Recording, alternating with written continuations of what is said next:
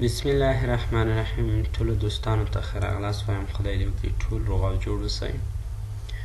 په دې کورس کې به موږ د ویب ډیزاینینګ په اړه ټول هغه پروګرام یا ژبې چې ورته ویل کېږي هغه به وایو.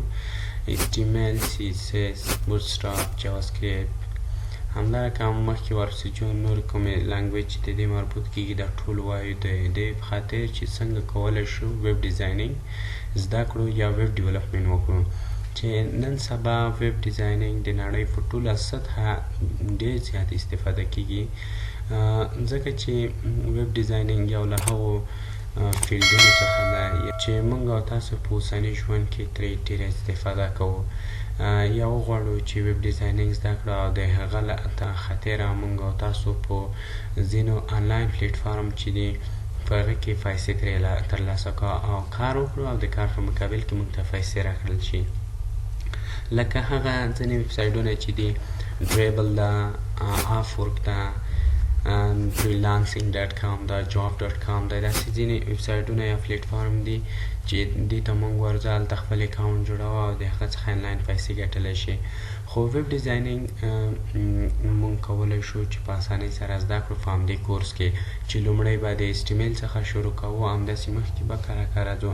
یا غواړي ځینې محصلین دي د پوهنتونونو محصلین وي چې د HTML د زده کړې سره پوره د مشکلاتو کې مخامخ دي، نو کولی شي زما همدغه کورس تعقیب کړي د ویسارټک یوټیوب چینل له لارې، چې په اسانۍ سره وکولی شي ویب ډیزاینینګ زده کړي یا ویب ډیولپمنټ چې موږ ورته وایو اپلیکیشن چې جوړېږي په دې کې کولی شو په اسانۍ سره زما د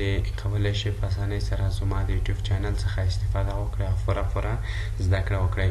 انشاءالله درسونه ټول په پښتو باندې دي، په پښتو باندې به مخکې وړو دغه کورس تر څو نور هغه دوستان چې زیاته غوښتنه یې هم کړې وه چې موږ ته یو کورس جوړ کړه چې څنګه کولی شو موږ HTML زده کړه وکړو.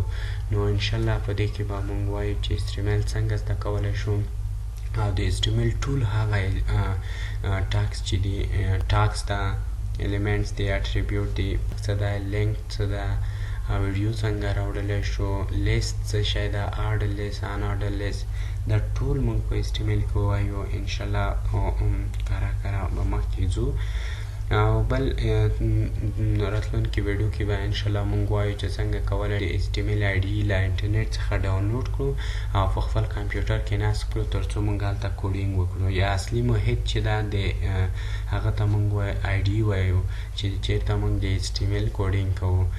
HTML انشاءالله موږ راتلونکي 2-3 ویډیو وروسته تر څو چې د انټروډکشن د کلاس ختمیږي د کورس د هغه وروسته به موږ HTML په اسانۍ سره شروع کوو، HTML به وایو. او نور کوم لوازم چې دي د دې پروګرام لپاره چې لکه IDE ده چې کوم IDE کې موږ تاسو کولی شو دغه کوډینګ وکړو، نو هغه IDE-یانې بیخي ډېرې زیاتې دي. یا ویژوال سټوډیو ده یا ویسکوډ ده، نو کولی شو نور هم زیاتې نوټپډ پلس ده، نوټپډ ده، په دې کې کولی شو موږ د HTML کوډینګ وکړو. کره مخکې ځو، لومړی د HTML نه شروع کوو. کله چې HTML ختمیږي تقریبا 10 ورځو کې موږ او تاسو د HTML کورس ختموو. هغه نه وروسته بیا ځو CSS ته. CSS چې ده بیا د هغه د ډیزاین برخه ده، د HTML سټرکچر. کله موږ چې HTML کار وکړو، سټرکچر هم جوړ کړو، یا بیا ډیزاین ته ځو، بیا به ډیزاین ورکړو. هغه نه وروسته جاواسکریپټ ته ځو، همداسې فنکشن چې پکې استفاده کېږي. کره به مخکې ځو. انشاءالله د نورو ویډیو پرې د خدای په امان. اللهم شه، خوشحاله اوسئ.